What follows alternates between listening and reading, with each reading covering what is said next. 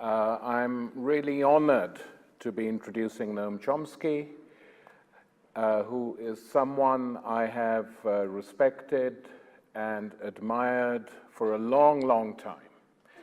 And it's interesting that whenever people who were once on the left are about to move to the right, which happens,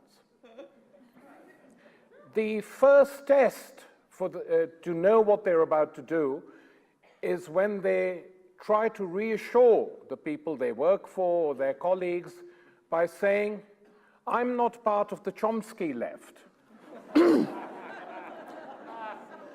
Whenever anyone says that, beware, because they could end up anywhere.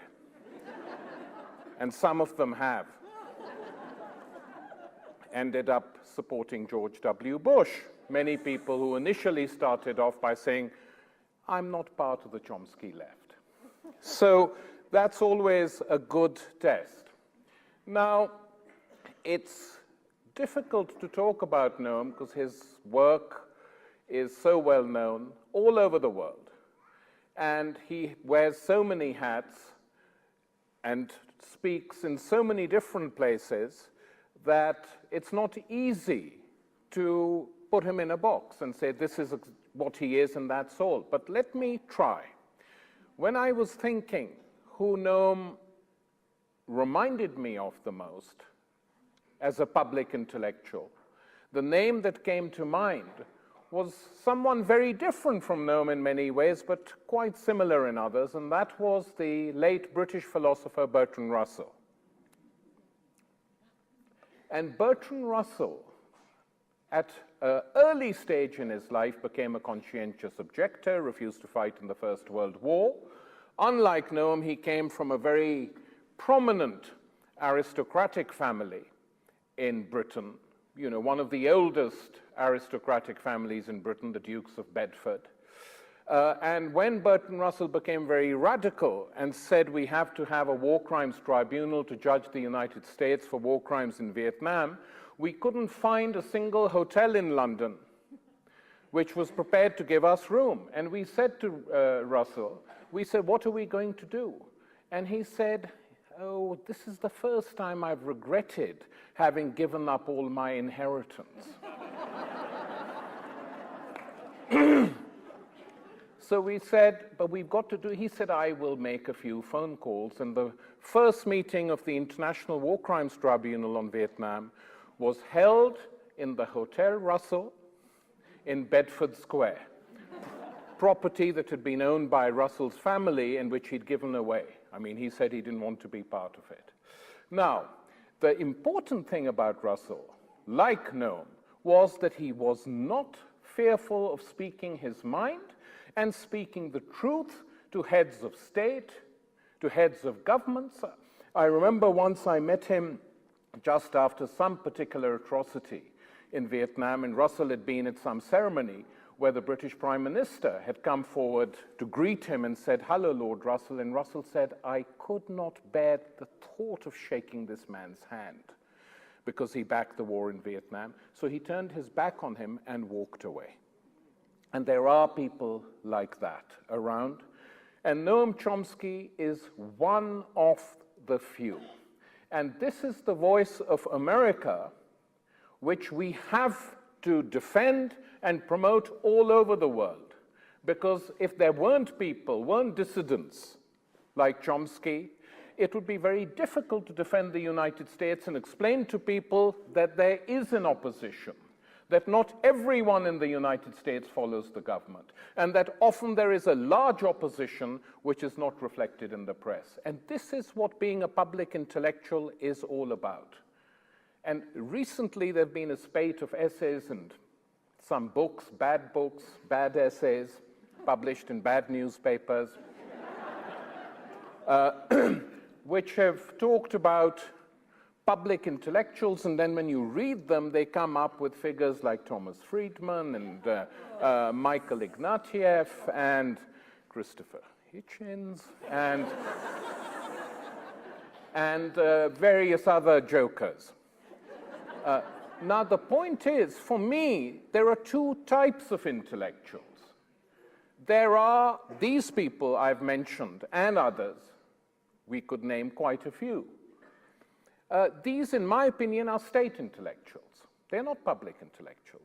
They don't speak in the public interest. They're state intellectuals. They defend the state. They speak on its behalf. They carry on writing in defense of its lies and its atrocities and its crimes as if it was simple. People who all supported the war on Iraq do not care a damn that 100,000 Iraqis have been killed. 100,000 Iraqis. And all these state intellectuals who defend the war in Iraq never speak about this figure because that doesn't bother them. Well, Chomsky does. And he is meticulous in the way he searches the facts, analyzes them, and presents them. And it is to his enormous credit that he does this in a country whose political culture has totally isolated him. I mean, things are not that good in Europe either. I don't want to exaggerate. But if Chomsky was living in France or Britain, he would have a column fairly regularly in any major newspaper in Germany, France, Britain, or Italy. There's no question about it because things have not got that bad there as yet. They may. But in the United States, this is impossible. It's impossible. And despite this, his voice is heard all over the world, despite the fact that he is treated as a pariah in his own country by the mainstream establishment as well as by the liberal establishment to a large extent. But despite the fact, this is the one American voice which is respected in Iraq, which is respected by ordinary people in Pakistan, which is respected in virtually the whole continent of Latin America. Why? Because everyone knows that in order to win, you need the support of the American people. You need the support of American citizens, ordinary people. And Noam Chomsky is the one person who gives a voice to many of these people who can never be heard either on the American media or outside. And that makes him extremely important, and that makes him a very precious asset for dissidents and for resistance movements all over the world. And now he's been doing this for a long, long time, nearly 45 years. And this voice has become stronger and stronger and stronger. And the fact that the enemies, his enemies and our enemies in many cases, cannot deal with this forces them to resort to slanders, to lies, because they can't deal with his arguments, even though he's not on television. He's not published regularly anywhere in the mainstream press. His books circulate all over the world, and his voice cannot be drowned. And even this single voice, dominant, powerful, truthful, they don't like. They don't like it. They attack him. People who have endless reams of space in the New York Times and the Washington Post, they can say what they want. They feel obliged to attack him. And it's interesting, this, because they could ignore him if they wished, but they can't. And the reason they can't is because Chomsky's voice has become the conscience of his country and is heard all over the world. And that is the reason why he can't be ignored. I first read texts by Noam 40 years ago at the time of the Vietnam War. And he influenced me, and he influenced many generations. It's the third generation now which he's influencing. And it's wonderful to see him in different parts of the world, especially when he's speaking to young people, a new generation. And you feel when he speaks in his own characteristic fashion, as you will hear soon, when he speaks, and the young listen avidly to him, you feel that he is passing on the baton of dissent to a new generation. And that is an extremely important task today, because we live in a turbulent, unpleasant world. We live in a world where this country has become too powerful and too militarily dominant for its own good. And we need more and more dissenting voices. So my slogan,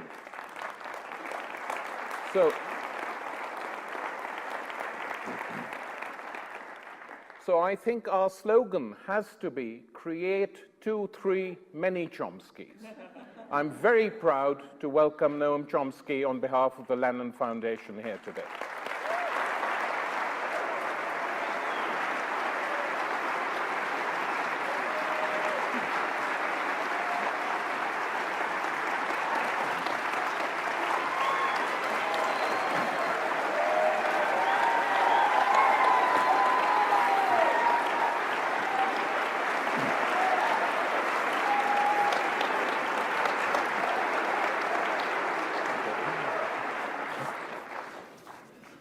I could thank you more eloquently if I could see you, but it's all black, so I assume there are people there.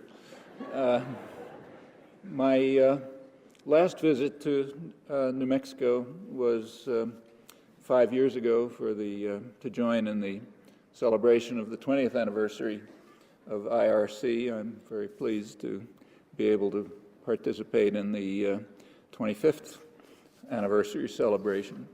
Since that time, as you know, the name has changed, the scope has broadened, but the mission remains. The central component, as they put it, is to make the United States a more responsible global partner and to engage citizens in that endeavor. Well, that task was urgent enough 5 years ago. Even at that time, there were warnings from right at the heart of the establishment that, I'm quoting, much of the world regards the United States as a rogue state and the greatest threat to their existence. That happens to be Samuel Huntington, Harvard professor in Foreign Affairs, the journal of the Council on Foreign Relations, and he was not alone. Shortly after, the president of the American Political Science Association repeated the same message in very similar words. That was 5 years ago. Since then, the situation has become far worse. It's now not much of the world that regards the U.S. as a rogue state and the greatest threat to their existence, but most of the world, almost all of it, in fact. George Bush his administration has succeeded in a few years in making the United States the most feared and often hated country in the world. Well, one reason for this, obvious, is the invasion of Iraq, which, against extraordinary international opposition, in fact, I can't think of a historical parallel to that. That incidentally includes the so-called coalition of the willing. So at the summit meeting announcing the war, declaring the war virtually, George Bush and his, I'll say politely, associate, Tony Blair, were joined by Prime Minister Aznar of Spain to announce that the war was going to start in a couple of days.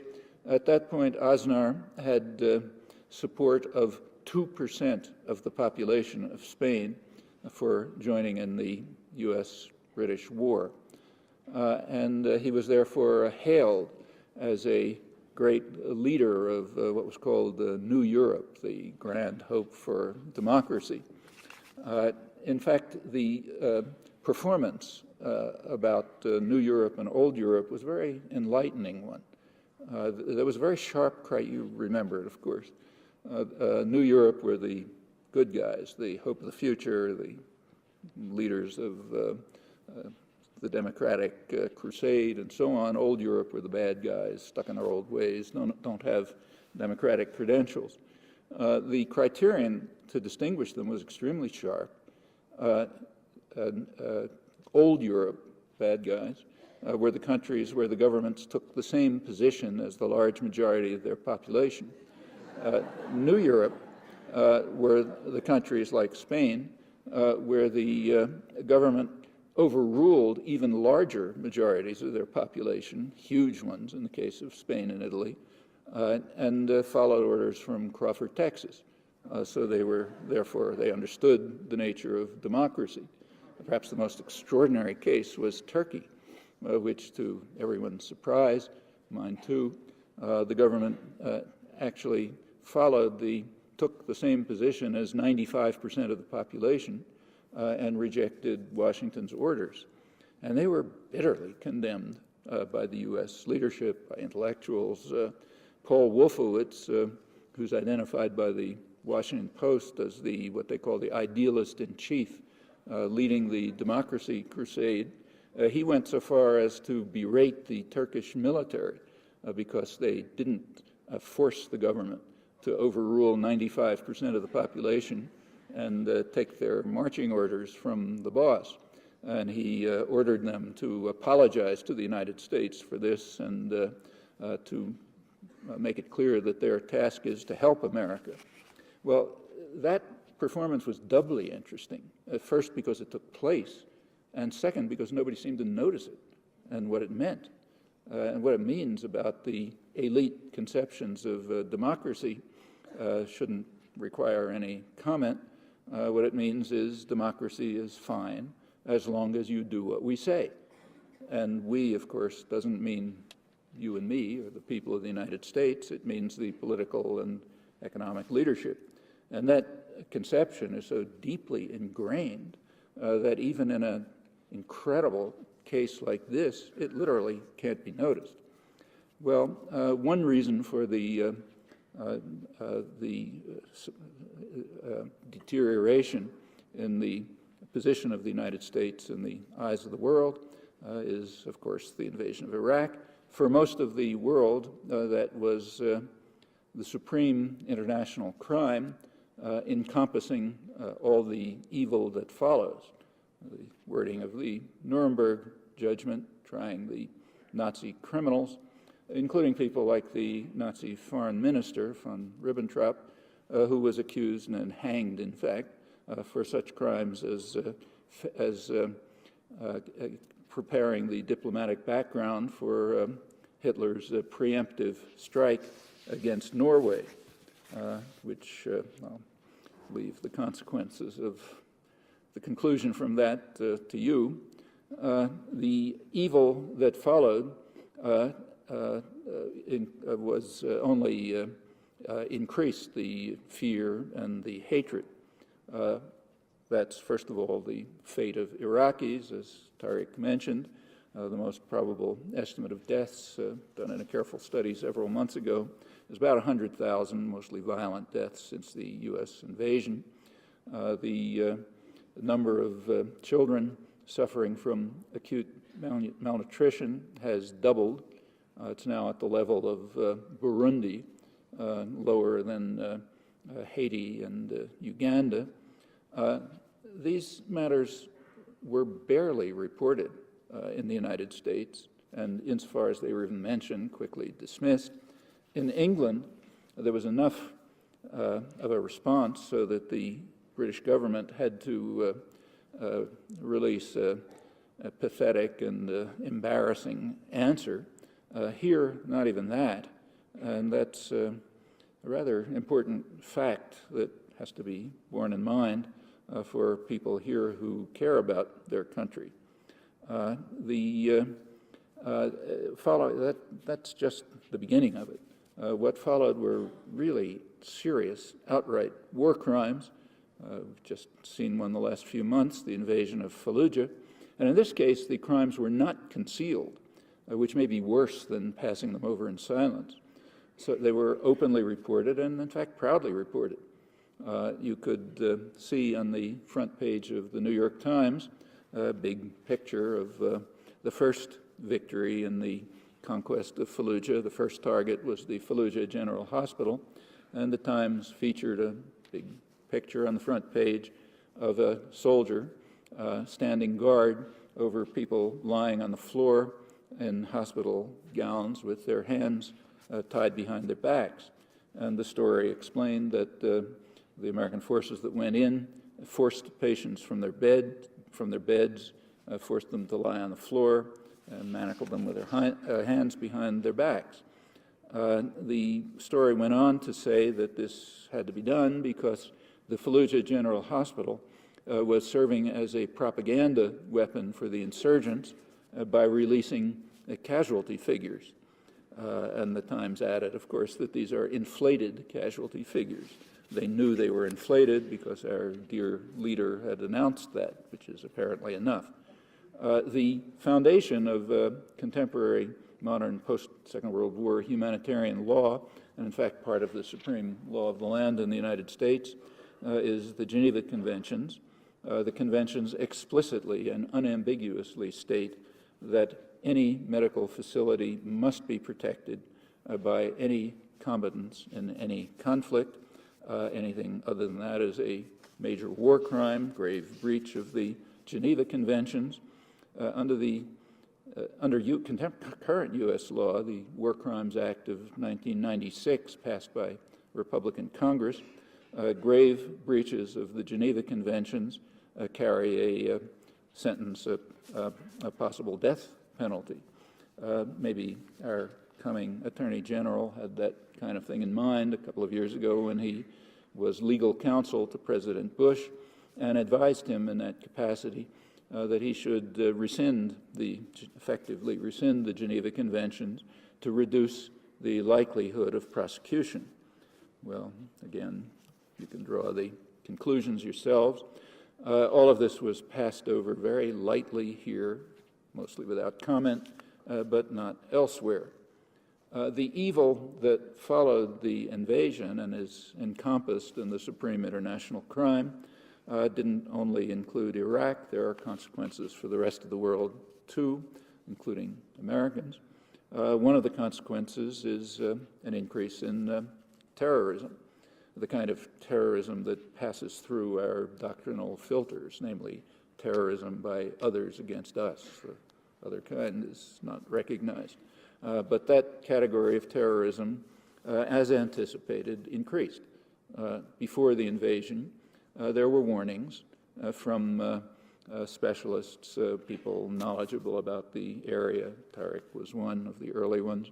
In fact, even the U.S. and British intelligence agencies, that the invasion of Iraq would be likely to increase the threat of terrorism. And in fact, those warnings were realized. It did increase the threat. The national intelligence estimate in the United States that was presented to George Bush a month before the invasion, released recently, warned that the invasion would very likely increase the threat of terrorism. Just a few weeks ago, the National Intelligence Council, it's the coordinating body of intelligence agencies, released its projections for the next 15 years. And one of them is that Iraq will now become is becoming and will continue to be a training ground for jihadi terrorists, Islamic terrorists, much in the way that Afghanistan was in the past. They didn't go on to say when Afghanistan was a training ground for terrorists, so let's add that. It was primarily at first in the 1980s when the CIA and its associates, pretty much the present administration or their mentors, organized radical Islamist terrorists from around the world for their own state purposes, created the foundation of what is now called Al-Qaeda and other related organizations. And then again, Afghanistan became a major training ground for terrorists after Clinton bombed the Sudan and Afghanistan in 1998.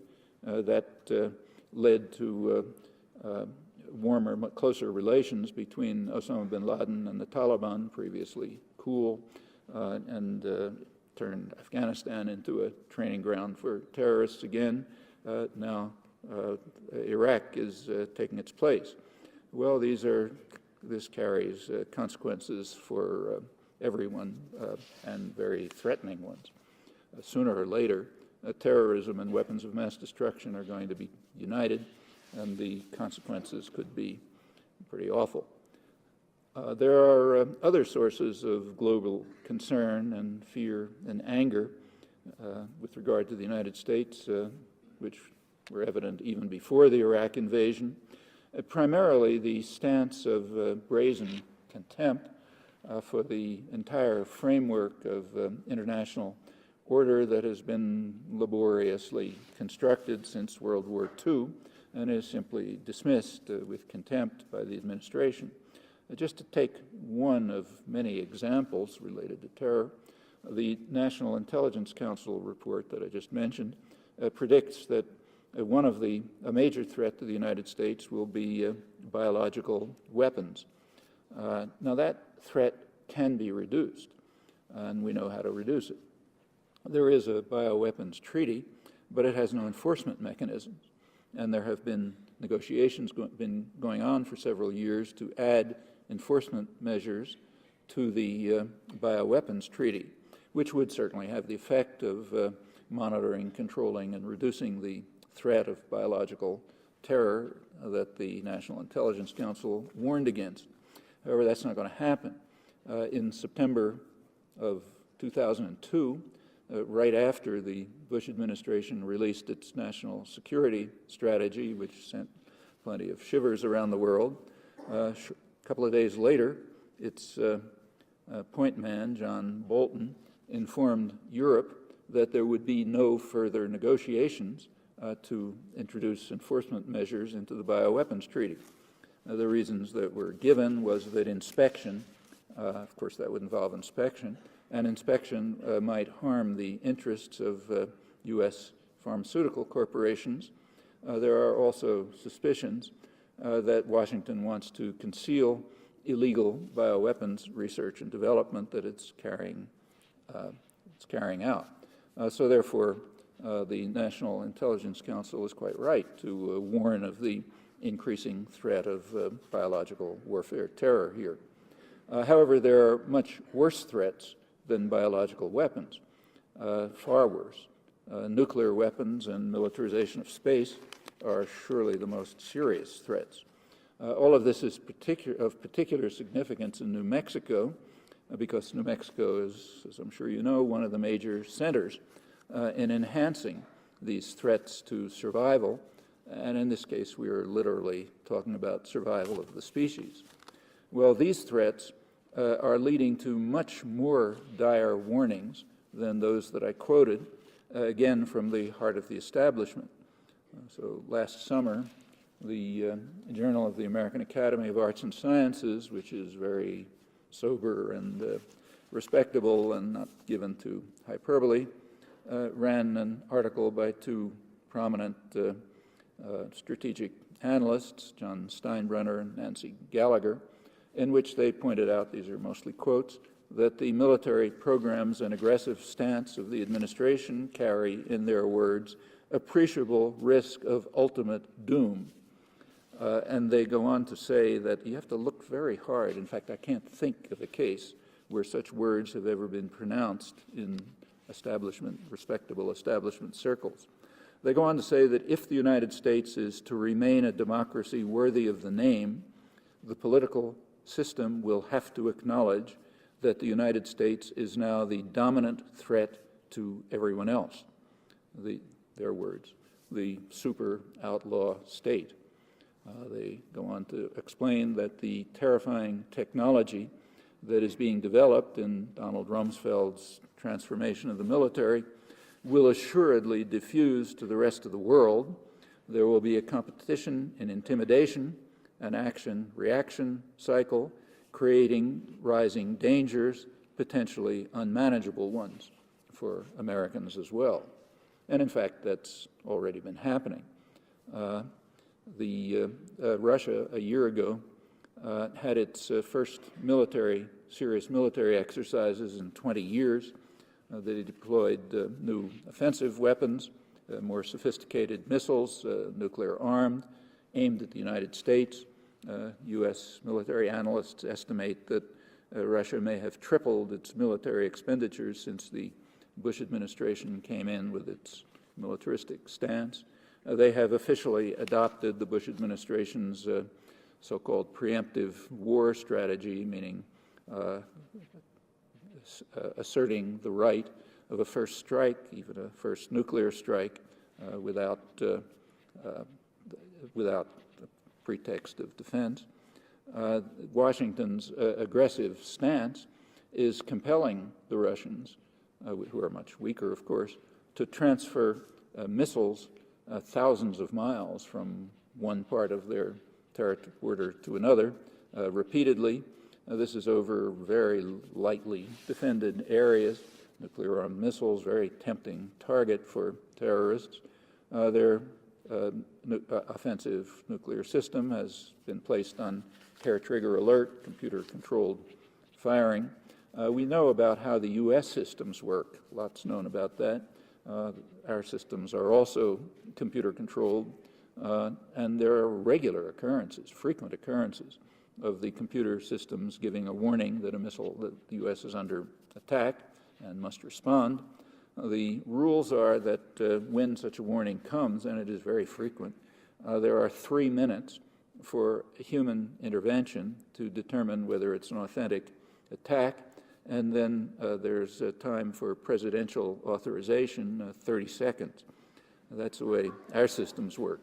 The Russian systems are far worse, furthermore deteriorating. The threat is being very consciously enhanced, and it's a very serious one. Former Senator Sam Nunn, who was one of the leading figures in arms control, wrote a couple of weeks ago that it is madness for human survival to depend on the hope that regular computer errors will be caught in time. The threat is severe, and he says may well be increasing. Well, we know that there have been very close calls in the past. The most dangerous was discovered in October 2002 on the 40th anniversary of the missile crisis. There was a conference in Havana of high-level participants, those who were still alive in the original missile crisis from the United States, Cuba, and Russia. And they had already known that the missile crisis was, as Arthur Schlesinger put it, Kennedy memoirist and advisor, was the most dangerous moment in history, but they were shocked at what was learned at this 40th anniversary meeting. It turned out that the world was literally one word away from nuclear war. The details, if you like. Two of the leading scholars of the missile crisis who helped organize that meeting, James Blight and Phil Brenner, commented that it is miraculous that the world escaped the nuclear war on that occasion. And it had unusual contemporary relevance in another respect. The missile crisis was in large part a consequence of a major international terrorist campaign. John F. Kennedy's Operation Mongoose, the goal of which was to bring the terrors of the earth to Cuba. That's again Arthur Schlesinger's words in his biography of Robert Kennedy, describing Robert Kennedy's goal. He was in charge of these operations, which he made the highest priority for U.S. intelligence agencies. It led pretty directly to the missile crisis and to the miraculous escape. Well, this was the most important news in many years. It was barely reported, literally, and all ignored. Few people even know about it, which raises further questions about the viability of American democracy and reasons why the world should be frightened. We should be too. Without saying so explicitly, the two strategic analysts I mentioned, Steinbrenner and Gallagher, express a very deep despair about American democracy. After outlining the policies that they say carry an appreciable risk of ultimate doom, they express hope that the policies will be changed, but not from within the United States. Apparently, they don't consider that an option. They hope that the policies that there will be a coalition of peace-loving states which will counter American militarism and aggressiveness, which they hope will be led by China. We've come to a pretty pass when leading analysts in the most respectable journals hope that China can save us from the collapse of American democracy. What that implies about ourselves is pretty shocking.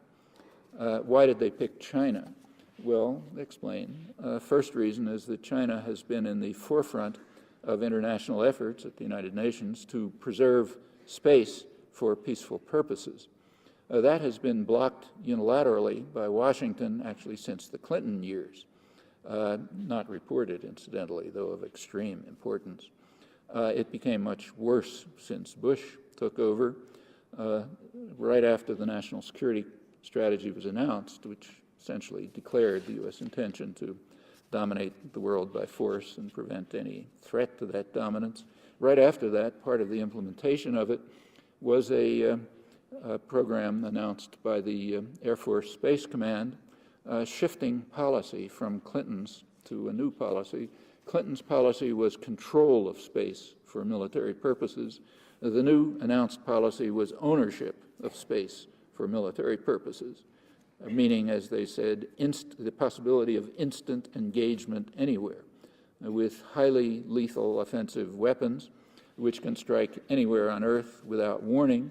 The whole world is under surveillance by sophisticated satellite and other systems, sophisticated enough so they can tell if a truck is crossing a street in Damascus or any other place you pick.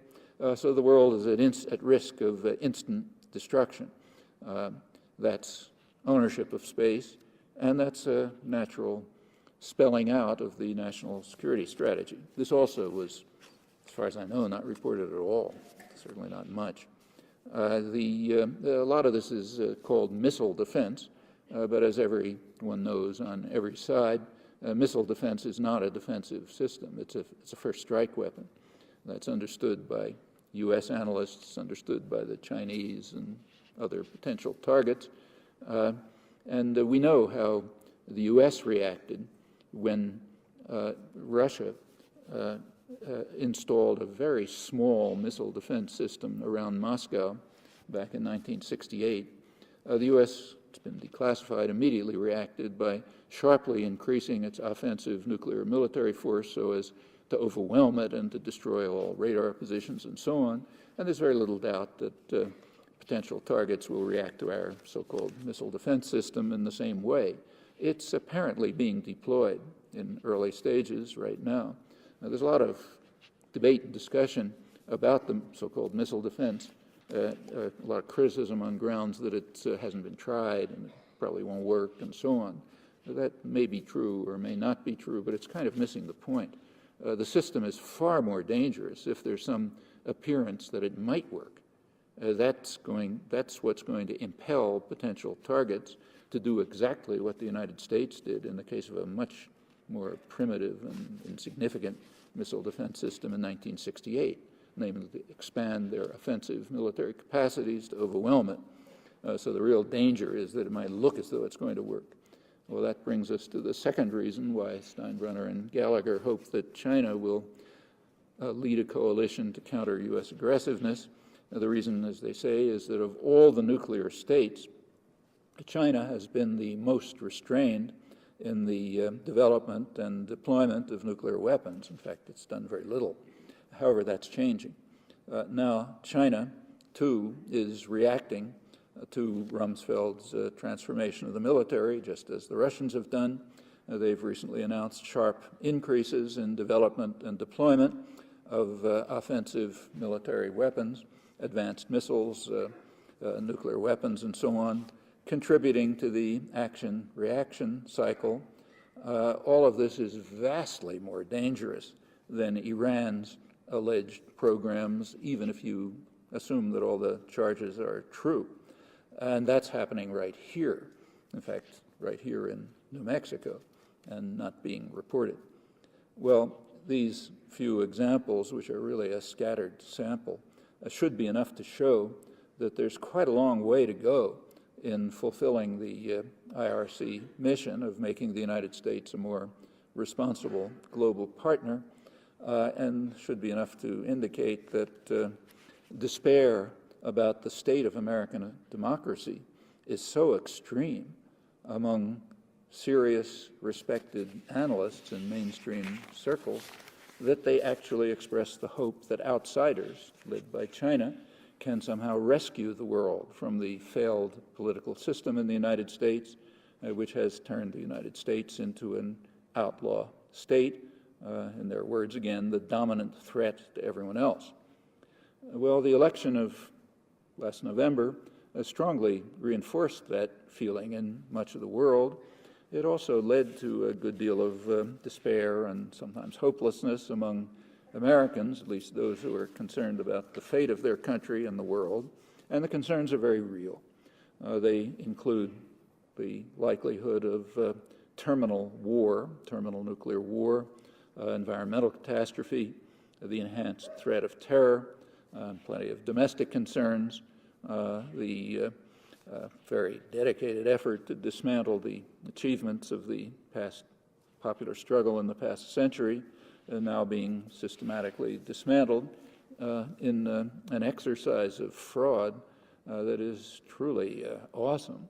The con game about Social Security is a pretty striking, stunning even example of sheer audacity and contempt for the population and faith in the enormous power of public relations as an instrument of deceit. I won't run through the details, I assume you know them, but it is pretty stunning. Well, that faith in public relations as an instrument of deceit may well be warranted. After a few weeks of intense propaganda, a large part of the population, particularly young people, have come to believe that the Social Security system is in fact in crisis, which is too ridiculous to discuss. The war in Iraq was sold in the same way. In September 2002, and that is a month that will go down in history if history continues. In that month, there was a huge propaganda campaign initiated by our next Secretary of State, who warned about that the next thing we'll hear from Saddam Hussein is a mushroom cloud over New York.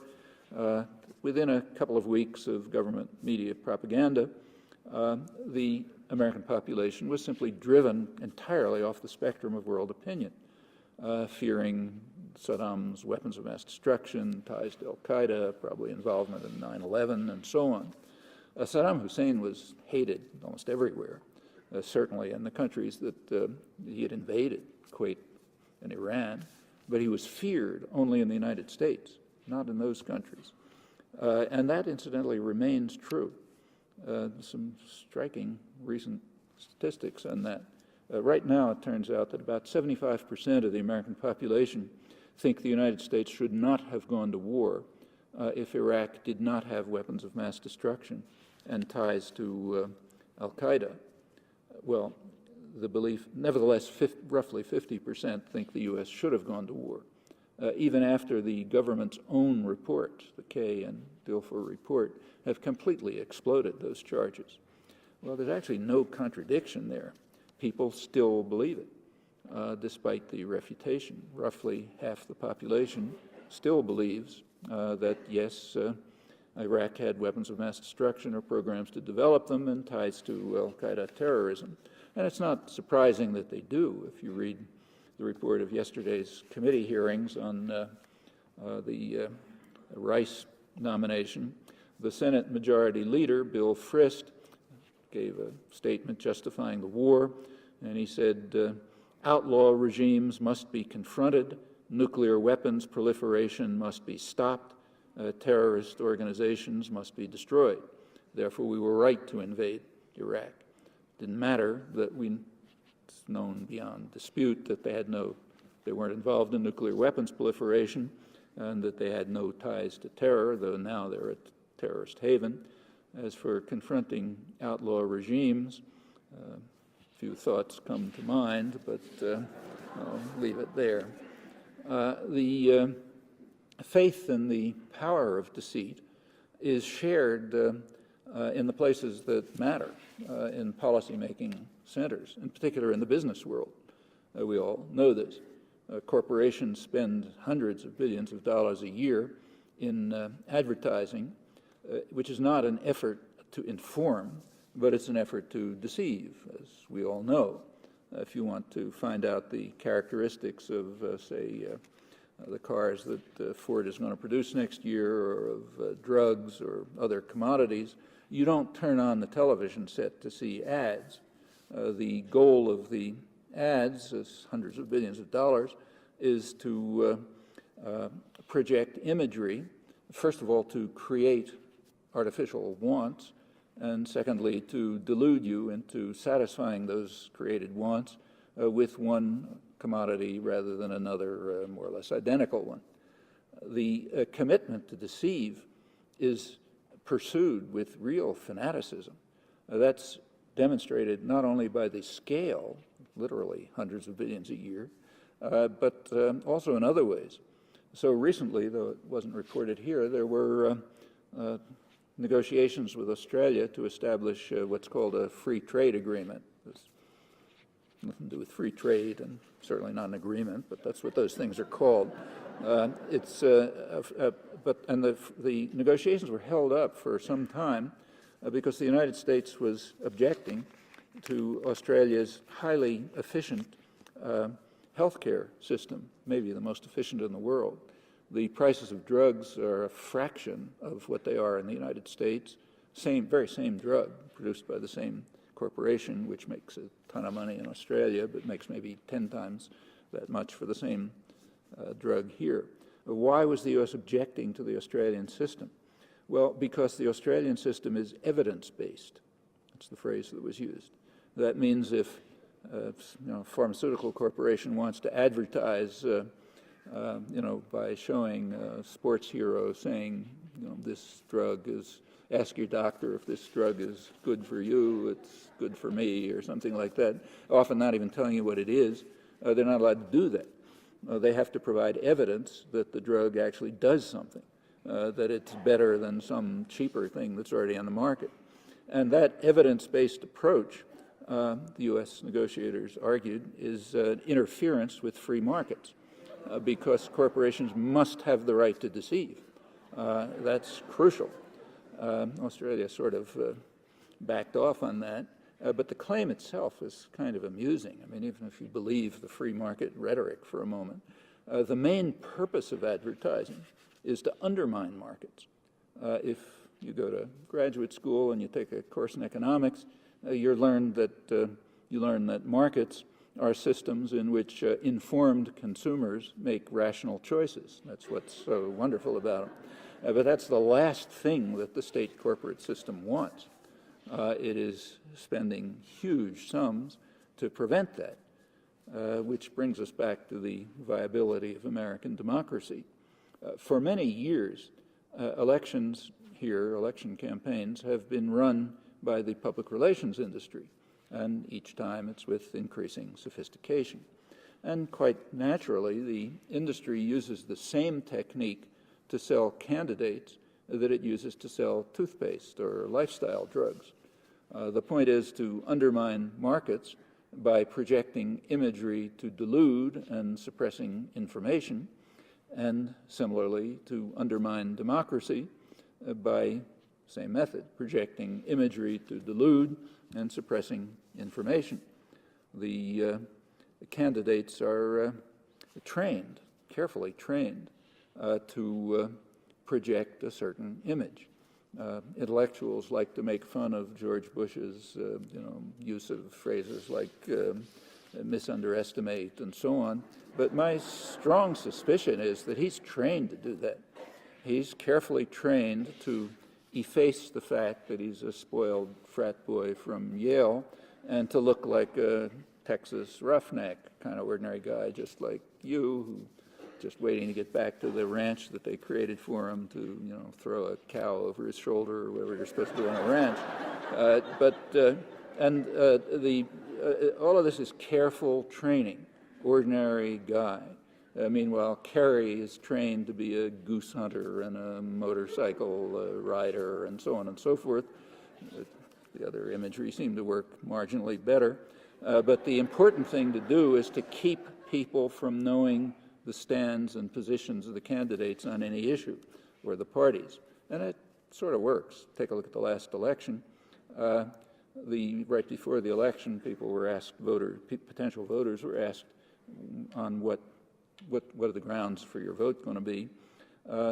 About 10% said they were voting on the basis of the candidate stands on issues, agendas, policies, and ideas. 6% for Bush voters, 13% for Kerry voters. The rest are voting for what are called qualities or values in the PR industry, which is, of course, all meaningless. There is a measure used by political scientists called issue awareness. To what extent are voters aware of the stand of the candidates they're voting for on issues? Well, that hit an all-time low in the year 2000, lowest recorded. This election, 2004, was even worse. You can't measure it because the voters tended to assume that the candidates shared their opinions, even when the party platforms explicitly rejected them. The suppression of information was so effective and the projection of imagery so overwhelming that the voters literally just took for granted, well, I don't know what these guys stand for, but probably for whatever I want. That was extreme for Bush, but it was also true for Kerry. Unless you give a very sympathetic interpretation to vague statements now and then that most voters never even heard. The imagery for Bush, he was supposed to project an image as an ordinary guy just like you, also a strong leader, going to protect you against terror and so on. In fact, the major component of the Bush vote was people who are concerned about terror. Actually, the Bush administration had acted consciously to increase the threat of terror. The invasion of Iraq is a striking example of it. Not because they want terror, but because it just doesn't matter very much. It's not a high priority. It's just like the risk of nuclear destruction. They don't want it. It's not a high priority.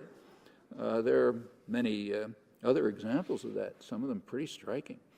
So the Treasury Department has a bureau called Office of Foreign Asset Control, OFAC, which monitors suspicious financial transfers around the world. Well, it's obviously a core element of the so-called war on terror. Every year they report to Congress what their activities are. They reported last spring that OFAC has employees who are tracking the suspicious financial transfers that might be related to al-Qaeda or Saddam Hussein. Four people on their staff are doing that. 5 times that many are investigating suspicious transfers that might be an effort to undermine the U.S. embargo against Cuba, which has been declared illegal by every relevant international forum, but it's 5 times as important to make sure that we can strangle Cuba than it is to monitor transfers of al-Qaeda and Saddam Hussein. Well, that didn't get reported either, but it again tells you what the priorities are, and there are many more examples. Also, Bush was supposed to stand up for your values. That's something that was projected. What are the values? Well, those are pretty easy to determine.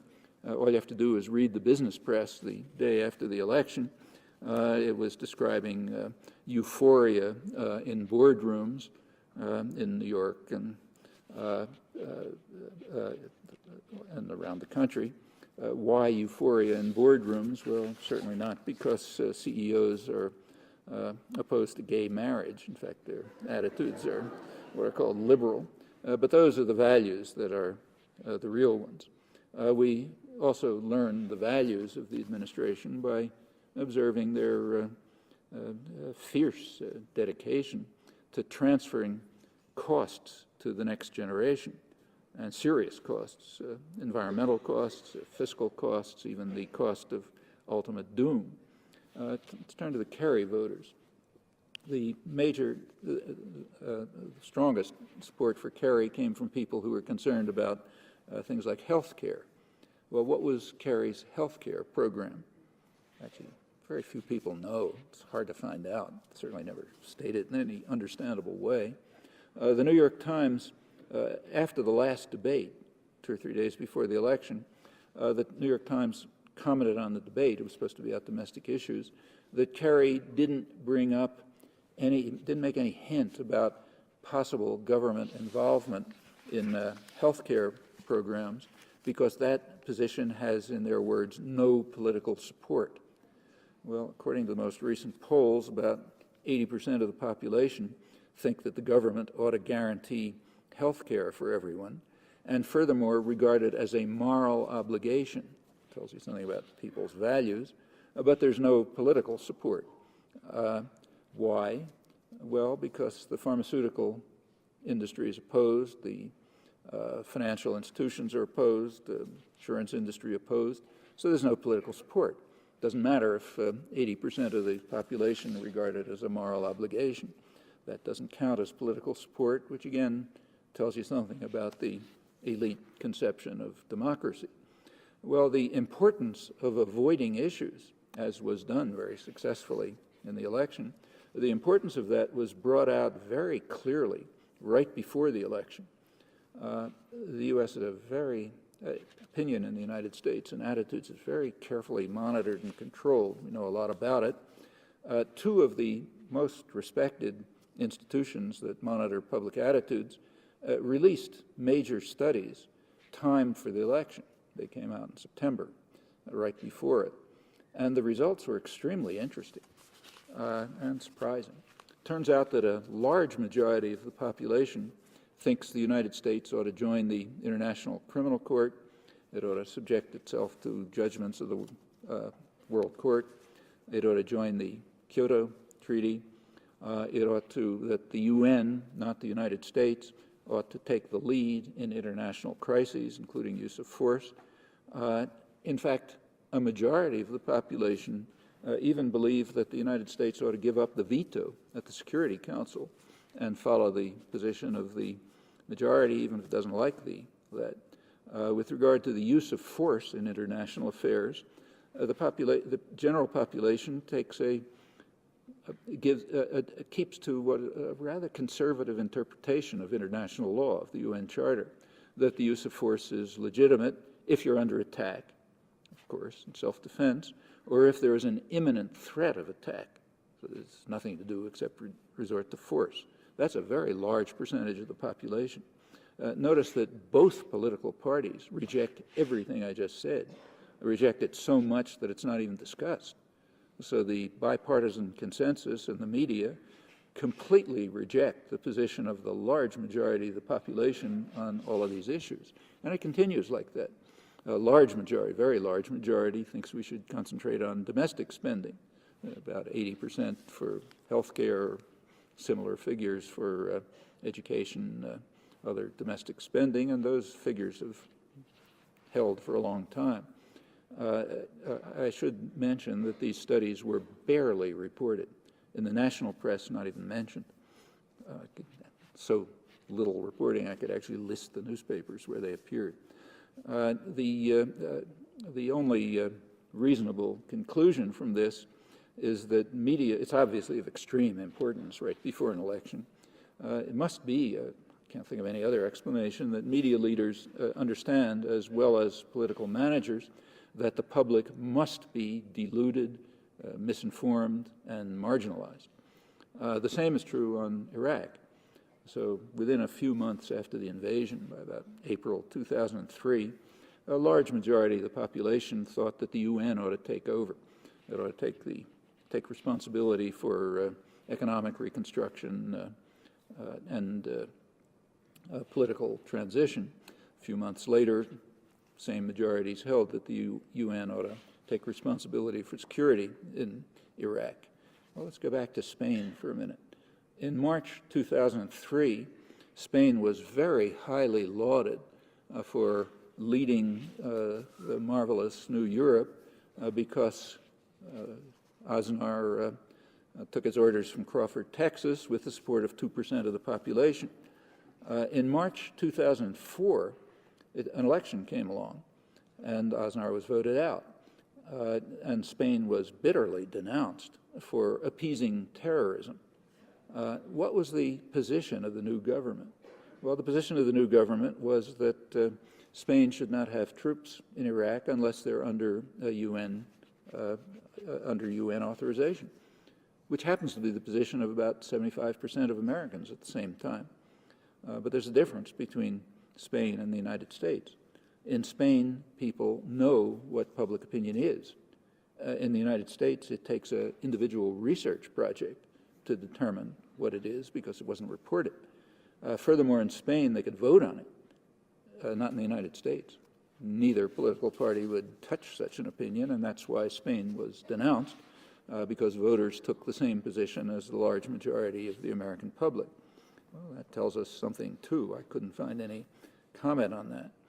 There seems to be something paradoxical about all of this. The facts of the matter, of which this are a sample, seem to conflict with the grand contemporary theme, namely that the mission of the United States is what's called democracy promotion. In particular, what the liberal press calls the president's messianic vision to bring democracy to Iraq. That's a vision that suddenly surfaced as the reason for the war, after all the other pretexts for the invasion have disappeared, but people were polite enough, commentators polite enough not to notice that. And in fact, there was near unanimous awe for the president's messianic vision. Critics said, well, maybe it's noble and inspiring, but maybe we can't carry it off because of their cultural failings and so on and so forth. Actually, there was one sector of opinion, I should say, that didn't agree with this, the only one I could find, namely Iraqis. At about the same time that the president announced his messianic vision with enormous awe and acclaim, I couldn't find a word here questioning that this was the reason for the invasion after it was announced. Right at the same time, this is last November a year ago, the Washington Post did report a poll taken in Baghdad where people were asked what they thought the reason for the U.S. invasion was. And some agreed with 100% of articulate opinion here that it was to bring democracy to Iraq. 1%. 5% thought that the goal was to help Iraqis. The rest said the unspeakable here, that the goal was to take control of Iraq's resources and reorganize the region in the U.S. interests, the large majority. Iraqis did agree with American commentators in seeing a cultural problem, but they didn't see it in Iraq. They saw it here. It's a cultural problem here where people are willing to believe the word of their dear leader without any other evidence, and that is a problem. They're right about that. Actually, Iraqi opinions were somewhat more nuanced. The same poll showed that although 1% thought that the goal of the invasion was to bring democracy, about half said the United States want democracy in Iraq, but the U.S. will make sure that it will influence and determine its course. And that's correct. That's what democracy means. Democracy means you can have elections, you can do anything you like, but you better do what we say. Iraqis apparently understand that, and we choose not to, and the word choose has to be emphasized because there's plenty of evidence. Well, let's go back to democracy promotion, the great contemporary theme. That's led to a huge literature. There's a whole cadre of scholarly experts now on democracy promotion. The most renowned of them is Thomas Carruthers. He's the director of the Democracy and Rule of Law project at Carnegie Institution, many books and articles. He's highly supportive of this leading theme of U.S. foreign policy since Reagan. He just published a new book in which he reviews the achievements of the last 25 years of democracy promotion since Reagan. And intelligent man, he finds what he calls a strong line of continuity in all administrations. Namely, they're all schizophrenic. They all have split personalities, in his words, which is a very strange phenomenon. I'll give you his description of it. Where supporting democracy was consistent with U.S. economic and security interests, the U.S. stands up for democracy. Where democracy clashes with economic and security interests, democracy is downplayed and ignored, and the U.S. supports dictators and torturers. So democracy is fine, but as long as you follow orders. Same principle as always. Actually, the interesting, it's getting late, so I won't give more examples, but I can't bear not reporting the way this is described in the business press the last few days with regard to Iraq. Now, the Wall Street Journal yesterday has an article by their Iraqi specialist which says the following: in Baghdad, the men likely to lead Iraq's next government promise to demand withdrawal as soon as they take power after Sunday's election. Then it says, problem in the United States. Here's the way we respond. President Bush and his aides refuse to be pinned down to such a plan. Here comes Condoleezza Rice. I'm really reluctant to try to put a timetable on that because I think the goal is to get the mission accomplished. The mission is to establish democracy by rejecting the demand of the elected leaders. And then it goes on to explain that they hope they'll be able to pressure the democratically elected government to accept a compromise in which they will accept vague promises to withdraw rather than a firm timeline. Well, Tony Blair chimed in today in the London Financial Times with a long interview, also full of the great mission of bringing democracy, and he says, there is no way that the United States and the UK will set a timetable for the withdrawal of their troops from Iraq. A deadline is not being contemplated because we must stay the course to bring them democracy. Somehow this is all done with a straight face. Don't ask me how, but it's pretty impressive. Well, final comment. The last election did lead to a lot of hopelessness here, but it's important to bear in mind that the election told us essentially nothing about the country, just as we would have learned nothing about the country if there had been a slight shift in voting patterns, if the Democratic imagery had been a little more effective, and it had given Kerry 31% of the electorate instead of giving Bush 31%. We would still have learned nothing. The reason is that there was no election in any sense of the term that is worth taking seriously. The political system, including elections, is carefully managed to prevent the threat of democracy. The actual views, and that's very clear from the suppressed information that came out about people's actual views. If you take a look at those actual views, the actual views of the public, who are of course excluded from the system, they provide a pretty respectable agenda for carrying forward the task of making the United States a more responsible global partner. What's needed is to create, in part to recreate, a functioning democratic society in which an informed public can participate in formation and implementation of policy, domestic and international, in the political sphere and the economic sphere as well. Well, that's hardly a very utopian ideal, and it's not an unmanageable task. If we fail to undertake it successfully, we don't have anyone to blame but ourselves for what will ensue, which may turn out to be very grim. Thanks. Noam, if we could sort of start by discussing Iraq. As you said in the concluding parts of your speech, even the elections which are taking place in a very limited way might produce a government which could demand that the United States leaves Iraq. Traditionally, the United States, unlike the European empires, has preferred to rule indirectly. They don't like being present. They send the Marines in when they have to, but they prefer to rule countries through local relays who do the dirty work themselves. So, I mean, Iraq is a very complex situation, but theoretically, there is nothing to stop them from withdrawing the troops if they are convinced that the government there is going to do their bidding. Well, if they're convinced of that, Yeah. But how can they be convinced? In fact, if you, well, I don't have to tell you, let's just imagine what the policies might be of an independent Iraq, independent sovereign Iraq, let's say more or less democratic. What are the policies likely to be? Well, there's going to be a Shiite majority, so they'll have some significant influence over policy.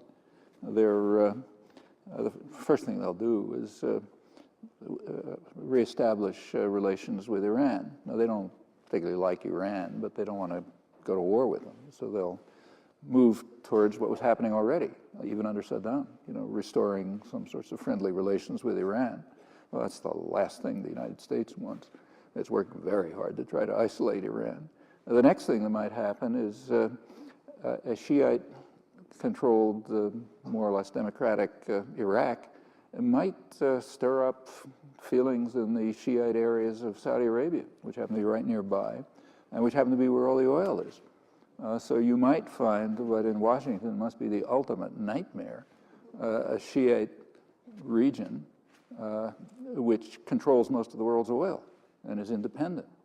Furthermore, an independent Iraq is very likely. You know more about it than me, so I'm interested in hearing what you think. But my guess is that an independent sovereign Iraq would try to take its natural place as a leading state in the Arab world, maybe the leading state. And, that's something that goes back to biblical times. What does that mean? Well, it means rearming, first of all. They have to confront the regional enemy. The regional enemy, overpowering enemy, is Israel. They're going to have to rearm to confront Israel, which means probably developing weapons of mass destruction, just as a deterrent. So here's the picture of what they must be dreaming about in Washington, and probably 10 Downing Street, I don't know who does the thinking there, that here you might get a region, sovereign, independent, substantial Shiite majority, including most of the world's energy, rearming, developing weapons of mass destruction, to try to get rid of the U.S. outposts that are there to ensure that the United States controls the oil reserves of the world. I mean, is Washington going to sit there and allow that? That's kind of next to inconceivable. I think that this is a big problem. It is. Massive problem for the United States, that this entire rhetoric about democracy could implode in their face. Because if you haven't, which is why something tells me that these elections are going to be rigged. I'm referring to the Iraqi elections. That they will, the way they're setting up the voting pattern, that lots of Iraqi exiles in Britain and Europe can vote, it's unheard of, actually. The way they're setting up the elections inside Iraq itself in some areas is very dubious. The model they have is the elections in Afghanistan, which were a total fraud. And the reason they're doing it is to make sure some of their hardcore people come into the new assembly. But despite that, I think you're right, Noam, that despite all the chicanery, they might still have a government which A, wants them out, and I cannot see even a weak Iraqi government, dependent on occupation troops, agreeing to allow Iraqi oil to be controlled by non-Iraqis. So Iraqi control of Iraqi oil, no foreign troops in Iraq, could become the big demand, which means that the war will go on. Yeah, if they agree to that. But I think what I just read from the business press in the last couple of days probably reflects the thinking in Washington and London. Well, okay, we'll let them have a government, but we're not going to pay any attention to what they say. Yeah. In fact, the Pentagon announced at the same time, 2 days ago, we're keeping 120,000 troops there into at least 2007, even if they call for withdrawal tomorrow. And the propaganda is very evident right in these articles. You can write the articles now, the commentary. We just have to do it because we have to accomplish our mission of bringing democracy to Iraq. And if they have an elected government that doesn't understand that, well, you know, what can we do with these dumb Arabs? You know, actually, that's very common. I mean, look, after all, the U.S. has overthrown democracy after democracy because the people don't understand. They follow the wrong course. So therefore, following the mission of establishing democracy, we've got to overthrow their governments. The thing is, if they're thinking seriously, they should be thinking that if they do that and make the government, you know, even elected in these weird circumstances, totally useless, the people who've elected it could begin to move towards joining the armed resistance groups in Iraq. That's a big danger for the United States. But remember, these guys have a lot of experience. The same Thomas Carruthers, who's interesting. He's the smartest of the lot, and there are a lot of them now. He points out, he's a great believer in what he calls Reaganite programs of enhancing democracy. In fact, he participated in them. He was in the State Department in the Reagan years as in the democracy promotion projects. And he describes, he's written the main scholarly books and articles on what happened, and it's pretty frank. He doesn't seem to understand what he's saying, just as in what I quoted, but it's frank. I mean, he says the Reagan programs were, of course, noble and inspiration, but they were a failure, and a very systematic failure. Namely, he points out in the southern cone of the hemisphere, where the United States had very little influence, there was real progress towards democracy, which the Reagan administration tried to stop, but couldn't stop, and therefore reluctantly accepted it. In the regions where the U.S. has the greatest influence, nearby, there was the least progress towards democracy. And even that, he says, was constrained by the fact that the U.S. would only accept top-down forms of democracy in which traditional elites allied to the United States remain in power. But that's a noble vision. That's a wonderful program. We're bringing democracy. And these appear, he's regarded as a liberal commentator, like he appears in Dissent, for example. And this is taken seriously. I'm sure people who read these articles that I just quoted didn't laugh, although I don't exactly know how. And there's a long history of it, just as there's a history of projecting the United States as a model of democracy when it's almost a prototypical example of a failed state, a state with democratic forms but no functioning. I mean, just carrying on those lines, let's assume that the situation gets worse. Large groups in the south begin to join the resistance. That will require more troops from the United States to try and control the resistance inside Iraq.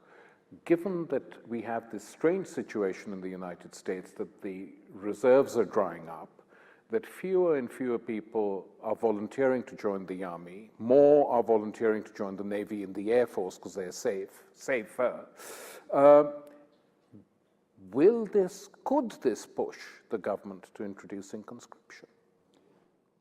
Could, but I suspect, my guess is, I think that's going to be a last resort. And the reason is the Vietnam experience. Yeah. The Vietnam experience, I think, is the first time in the history of European imperialism that an imperial power tried to fight a colonial war with a citizen's army. Yeah. I mean, the British didn't do it. They fought with Gurkhas and sepoys and so on. Yeah. The French had the Foreign Legion. Colonial wars, civilians just are no good at. I mean, they're too brutal and vicious and murderous. You just can't take kids off the street and have them fight that kind of a war. You need trained killers, like the French Foreign Legion. And in fact, you could see it happening in Vietnam. To its credit, the army fell apart after it took too long, but finally the army essentially fell apart. Soldiers were on drugs, they were fragging officers, not following orders, and so on. And the top brass wanted them out. You look back at the military journals in the late 60s, they were writing about how we got to get this army out of here. The army's going to collapse. Pretty much like the head of the reserve said 2 or 3 days ago. He said, this is becoming a broken force. People can't do it. Well, they dropped conscription at that point and shifted to what's called a volunteer army. which in effect means a mercenary army of the disadvantaged. So army recruiters don't go to the high schools and colleges in the suburbs. They go down to the poor areas and try to offer inducements to poor, disadvantaged people to go into the services. And that way you do get a kind of a mercenary army. But even that is limited. I mean, you really need professional killers. And I suspect that's the reason why they're bringing in so many of the, you know, what do they call them? The MPRI and DynCorp, you know, the contractors, the military contractors. Yes. You kind of privatize it to trained killers, you know, like South African mercenaries or the, you know, ex-officers in DynCorp. And then you get people who can do that kind of thing. Actually, I think by now the second largest contingent in Iraq, greater than the British, is the contractors, which means basically trained killers, you know. But do they have enough of them? I don't think they have enough of them, and there are not that many countries which will like to supply them either now. And the British army is in a mess, and a number of leading British generals have said, if the local population turns against us, one colonel actually said it on television. He said, if there is a large demonstration of 200,000 Shia people outside our barracks, I'm not going to give the orders to open fire. I think that'll be time to come back home. So whether or not Blair wants it, there could be rebellions inside his army. As you know, it's quite incredible. I don't know about you, but I've been extremely surprised by what's happened since the invasion. My own guess at the time was that the invasion would take about 2 days. Iraq was a broken country, very scarcely held together with Scotch tape. If that hadn't been true, they would never have invaded. They knew it. And I thought it would be the easiest military occupation in history. You know, here the country had been practically wiped out by sanctions, killed hundreds of thousands of people. It was barely being held together. I mean, here, you know, people talk about how glad they were to get rid of Saddam Hussein. I presume they were even gladder to get rid of the sanctions. But you can't ask that question, so we don't know the numbers. But here, sanctions are over. They got rid of the tyrant. The United States can come in with enormous resources. I mean, just to give one amazing fact, they still have not reached the level of electricity of the pre-invasion period. I mean, my guess is that, you know, a couple of students from MIT could probably have put that grid together by now. But they have taken a situation which should have been an extremely easy military occupation and turned it into a total catastrophe. And in fact, what's happened is that the U.S. has backed off step by step from its initial aims. You read the press now, it sounds as if the U.S. wanted an election. That's just not true. The U.S. was opposed to elections. It tried in all sorts of ways to develop some kind of system which would prevent elections, a caucus system that they could control, some other trickery. And they had to back off. They had to back off on the privatization. Not totally, but Bremer's initial proposals, which are outlandish, they had to back off on. And in fact, if you think about it, I think it's a remarkable triumph of nonviolent resistance. I mean, it's not the guys throwing bombs that bother them that much. It's the steadfast refusal and resistance of the large majority of the population to accept these demands. It's an astonishing achievement. How it'll proceed, I don't know. I mean, with all the resources that they have, I assume that they can somehow manage to impose the plans that they now describe. We will force them to accept vague promises of eventual withdrawal and count on Tony Blair and George Bush's speechwriters to give the right the formulation of it. It's going to be difficult, actually, for one simple reason, that I think most Iraqis just don't like being occupied by a foreign power.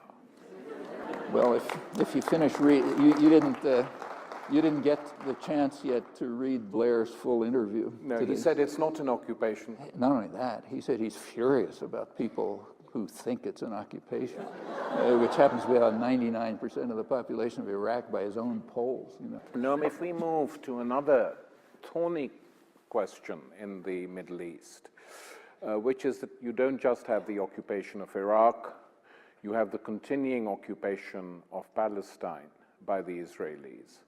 And on this question, it seems to me that public opinion in the West has almost given up, because the way it's presented, it's too complicated. When suicide bombers are presented, it's presented in the United States largely, but also in some parts of Western Europe, completely decontextualized. Arafat's death was sort of more or less celebrated in a vulgar fashion by large sections of the American media. A new person, Abu Mazen, has been elected, and now there are hopes that he will do what the Israelis want him to do. But he is not capable of doing that. He's not able to do that. Eric Hobsbawm, the English historian, said recently that if the Israelis carry on behaving in this fashion, the state of Israel as constituted at present might not exist by the end of the century. Now, who knows? But what do you think are the first 3-4 steps to a solution? Well, I think they're pretty clear. And once again, actually, I actually did an article after the death of Arafat in which I went through the American media to see how it was treated. And it was horrendous. Amazing. But, but some of it was quite revealing, though. So, for example, the New York Times has an intelligent Middle East correspondent. He wrote a major think piece on the death of Arafat, front page story in the Times. It started by saying that the death of Arafat will offer a test for the quintessential faith of Americans that elections legitimize even the weakest systems. That's the first paragraph of the article on the front page. If you go on to the continuation page, to the last paragraph says the Americans would never accept elections before because they knew that Arafat was going to win. So that's the quintessential faith. You know, quintessential faith is elections are fine if they're going to come out the way we say. Yeah. Now, go to popular attitudes, which are extremely interesting and, as usual, suppressed. These same major public opinion agencies, and they do careful studies, found that, well, right now, in fact, about the percentage of Americans who think that the U.S. ought to tilt towards Israel is 17%. It's 17. 17% of Americans think we should be more favorable to Israel. If you look at the in-depth studies, not reported, what they show is that a large majority, about 2/3, think that we should accept what's called here the Saudi plan, which is just the latest version of the two-state proposal that the U.S. has been blocking for 30 years. That's a large majority of the American population. Neither political party would even dream of it. Same large majority, roughly 2/3, think that the United States ought to cut off aid from either party, either Israel or the Palestinians, who are not negotiating in good faith on a two-state settlement. Well, that means cut off aid from Israel. Same majority says if both parties are negotiating, we ought to equalize aid to them. I mean, that is so radically different from anything in the political arena or any word you can read in the media that they don't know what to say about it. And what's interesting about all these numbers, including the ones I quoted before, is that these are opinions of people held in isolation. I mean, everyone who's answering those questions must think I'm the only person in the world who thinks this. They've certainly never seen it anywhere, never heard it anywhere.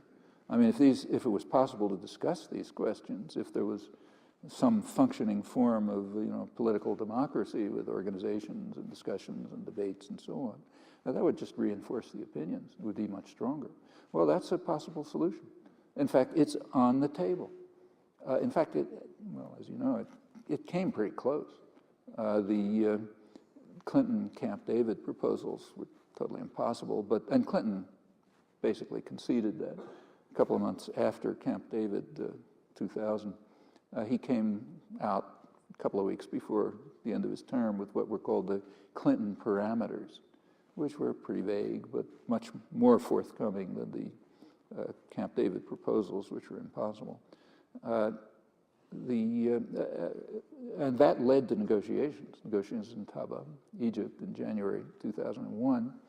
Clinton, when a couple of weeks after he announced his parameters, this is right at the end of the term, stated that, gave a speech in which he said that both sides Palestinians and Israelis have tentatively accepted his parameters, and both sides have reservations. Well, that's what was discussed at Taba. And the negotiators came to a conclusion that was not going to work as it stood, but was very close to the old international consensus the U.S. had been blocking. Well, Barak called off the negotiations. Then we get to a cycle of violence. But they continued. And there are now several versions. The best established one are the Geneva Accords, released in Geneva in December 2002, I think, 2002, which were supported by just about the entire world. The United States was the only major country that wouldn't even send a low-level delegate or make a comment about it. So they're dead. Well, they could be a basis for settlement. They're not perfect as they stand, but they're certainly a basis for settlement. And in fact, it's a possibility. It's been a possibility since the mid-'70s, and it remains a possibility if the United States will accept it. And the population overwhelmingly accepts it, but neither political party does. The media don't. There's no discussion possible about it. The degree of falsification about this is just mind-boggling. I mean, take, say, Tony Blair this morning. He's supposed to be the intelligent European. He's a European. You're prime minister. You're responsible for half European, maybe a quarter. But in his interview this morning, which is quite interesting, he says he's confident that within the next few weeks, the United States will, his good friend George Bush, will take the lead in taking the matter in hand and so on and so forth. But what's the problem that has to be taken in hand? Well, the problem is security for Israel, period. The Palestinians have to agree to ensure security for Israel. Not one word about what the major issue is. What about the occupation? What about the fact that the so-called Gaza withdrawal proposal is really a West Bank expansion proposal? Exactly.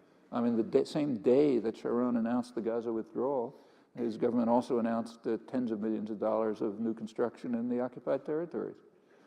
Just a couple of days ago, they reported that secretly last summer, Israel had passed what was called in the New York Times a clarification of the absentee ownership law. The clarification allows Israel to confiscate without compensation lands of Palestinians living in what they call the seam, the area between the separation wall that they're building through the West Bank, between there and the border of Israel. Well, that means they can just take over more and more territory. It means somebody who's living in Bethlehem and whose olive groves are 10 yards away on the other side of the separation wall has lost ownership of them because he doesn't occupy that land. So therefore it gets confiscated. These programs of development, integration, infrastructure development, new settlement, and so on, that's what's undermining any political settlement. And the U.S. is supporting them, and Britain's keeping quiet about it. I know. And they go on all the time, and that's not considered a problem. I mean, the notion that Israel, which has the fifth strongest army in the world, which has nuclear weapons, which has a stockpile of chemical weapons, could be threatened by any of the existing Arab states, leave alone the Palestinians, is just grotesque. I mean, they're trying to project the situation which did exist in 1948 to what exists now, when they themselves became totally transformed and are the most threatening power in that region. And it always worries me, coming to the United States, that the media here, in particular, just is completely blind to Palestinian suffering. It doesn't exist for them. But that's been true for a long time. Ever since the U.S. shifted policy. Yeah. I mean, that's basically 1967. I mean, prior to that, the New York Times was not a pro-Israel newspaper. In fact, as you go back to the 1950s, the American Jewish Committee, its journal commentary, It was a non-Zionist journal. In fact, the Zionist organization actually set up a competing journal to express the Zionist point of view. Changed dramatically in 1967, and it finally changed in 1971. That's the crucial date there, which is effaced from American, not only media, but even most scholarship. In 1971, Egypt, Sadat, offered Israel a full peace treaty, right in terms of official U.S. policy. Jordan followed right along. The Israeli government discussed it, debated it, recognized that they could have peace and security and be integrated into the region and so on, but at the cost of giving up expansion. And expansion at that time meant primarily into the Sinai, where they were, this is the labor government, they were kicking out thousands of farmers and planning to build an all-Jewish city in the northeastern Sinai. That was the choice. Is it going to be expansion or peace? Well, they chose expansion. They rejected the offer. Crucial question was, what's the United States going to do? And there was an internal debate, and it was won by Henry Kissinger, National Security Advisor. And his policy, as he describes, was stalemate. No negotiations, only force. Okay, that led to the 1973 war, very close call. Finally, in Camp David in 1978, the U.S. and Israel accepted Sadat's 1971 offer. That's called a triumph of American diplomacy. A total disaster. You know, the refusal to accept it led to a dangerous war, almost a nuclear confrontation. For Israel, it was a very close call. Enormous amount of suffering. Well, you know, by then they finally agreed, okay, they'll give back Egyptian territory, but by then they were expanding into the West Bank with U.S. funding and support over the opposition of the American population. And so it continues. But the solution to this problem is, you know, there are problems where it's hard to think of a solution. But here it's easy to think. It's not a pretty solution. It's, you know, I think it's a horrible solution, frankly, but it's a solution which would at least cut back the level of violence, would allow relations to establish, which might ultimately lead to something sane in the region. And it's sitting right there. All it requires is that the opinions of about 2/3 of Americans be taken into consideration. We are approaching the end of this session. Lots of you have sent in questions, but look, reading the questions, we have covered many of the things you've asked. There's one question which we haven't discussed at all and haven't covered, and that's the one I'm going to pose to Noam. This is from a member of the audience, who in your opinion is the most important anarchist thinker?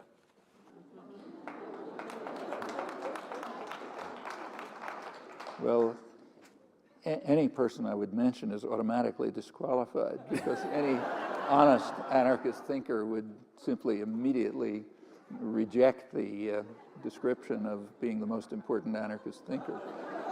Actually, probably the most important anarchist thinkers, at least that I know of, are poor, illiterate peasants in Aragon and Catalonia in 1936, who actually constructed a successful live anarchist society over a large area, industrial and agricultural.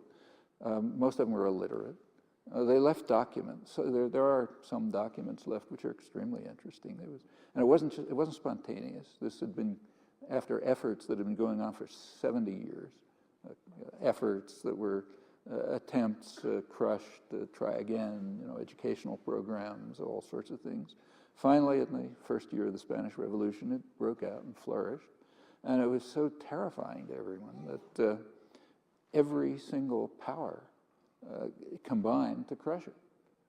The fascists, Russia, liberal democracies, put aside their differences to ensure that this would be crushed. And after they crushed it, they went, you know, they fought the war as the War of Succession. Well, you know, they were probably the most important anarchist thinkers. And the same's true everywhere. You take a look at the, say, IWW in the United States. I mean, those were important anarchist thinkers who actually carried out actions, which led finally to the development of the American labor movement, which had been bitterly suppressed. The U.S. has a very violent labor history. Actually, you know about it around here.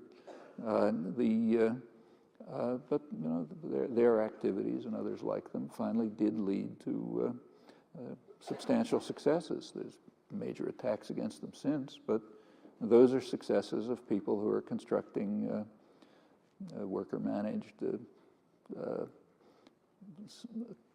community-run societies, which is kind of an anarchist ideal. And this is very deeply rooted in the United States. People forget what it's like. I mean, there was a period in American history in which there was substantial victories for democracy through the 19th century. It was called, you know, people who write about it call it the period of self-rule. It was based on the assumption, which is very widespread in the United States, that wage labor is not very different from slavery. I mean, that was the slogan of Northern workers who fought in the Civil War. In fact, it was even the slogan of the Republican Party. It was, slavery is, of course, unacceptable, but so is wage slavery. You have to control your own fate. You read the newspapers written during the period of the freest press in the United States, the late 19th century, where working people were running their own newspapers, communities and others. People in the mills in eastern Massachusetts, origins of the American Industrial Revolution, their press is what we would call anarchist. These are, you know, Irish artisans from the slums of Boston, farm girls from what they called factory girls, young women coming off the farms into the mills. They just took for granted that those who work in the mills should own them, and that we should we should create our own self-managed society, integrating with others. That's a deep part of American history. It takes a lot of effort to crush it. On that utopian note, I think we've come to the end of the evening. Thank you all very much, and thank you, Noel.